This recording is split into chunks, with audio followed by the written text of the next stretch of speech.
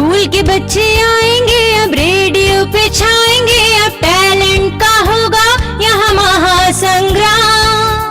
Radio masters, radio masters, radio masters. Mummy mummy देखो मैं school से आ गया। कौन बोला कौन बोला कौन बोला? इबोला। कौन बोला कौन बोला कौन बोला? इबोला। अरे बेटा, स्कूल से आते ही नाटक शुरू कर दिया। जाओ जाकर खाना खाओ। अरे माँ, आपको पता है कि आज हमें एक जानलेवा बीमारी इबोला वायरस के बारे में बताया था। क्या आपको उसके बारे में कुछ पता है? हाँ बेटा, मैंने तो अखबार में ही थोड़ा पढ़ा था कि इससे बुखार हो जाता है और ज्यादा देर रहने पर खून की उल्टियाँ भी आ सकती हैं। अरे माँ, ये तो बड़ी ही खतरनाक बीमारी है। इसके बारे में और भी बताओ ना। चलो कल हम डॉक्टर साहब से पूछ कर आते हैं। अगले दिन माँ और बोलू डॉक्टर साहब के पास जाते हैं और उनसे इबोला वायरस के बारे में पूछ कर आते हैं। अरे भोलू, क्या हाल है तुम्हारा? तुम आज यहाँ कैसे? डॉक्टर साहब, भोलू को स्कूल में कुछ इबोला वायरस के बारे में बताया था।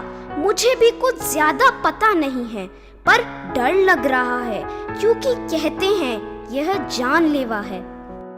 हाँ हाँ बहन जी, मैं समझ गया। हाँ जी डॉक्टर अंकल, आप ही कुछ बताओ ना इबोला वायरस के बारे में। अच्छा, इबोला वायरस के बारे में? बेटा, यह एक व्यक्ति से दूसरे व्यक्ति को फैलती है। यदि किसी को सर्दी खांसी हो तो उसके पास नहीं जाना चाहिए। इसके अलावा अगर किसी को काफी दिनों से सर्दी जुकाम हो तो उसे डॉक्टर के पास तुरंत दिखाना चाहिए। और अगर मरीज के नाक और मुंह से खून आना शुरू हो जाए तो उसे तुरंत अस्पताल में दाखिल करवाना चाहिए।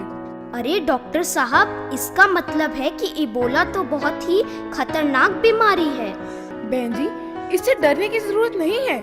यह जानलेवा तो है, पर हम इससे अपना बचाव कर सकते हैं। पर बचाव कैसे कर सकते हैं डॉक्टर साहब? हाँ हाँ, कैसे कर सकते हैं डॉक्टर अंकल? इसके लिए बच्चों को पौष्टिक आहार दें, तुलसी के पत्ते खिलाइए। कुछ लोगों ने यह भी बताया है कि पानी में नमक डालकर नहाएं। इन सब घरेलू उपायों से हम बच सकते हैं। बोलू, तुम यह सब अपने दोस्तों को भी बताना और इन बातों को हमेशा याद रखना। इसका मतलब इबोला है तो जानलेवा। हाँ बोलू, पर हम इससे बचाव कर सकते हैं। एनकरेज करेगा सबको to lead from the front, encourage करेगा सबको to lead from the front. Aim है जिसका education and talent hunt. Radio master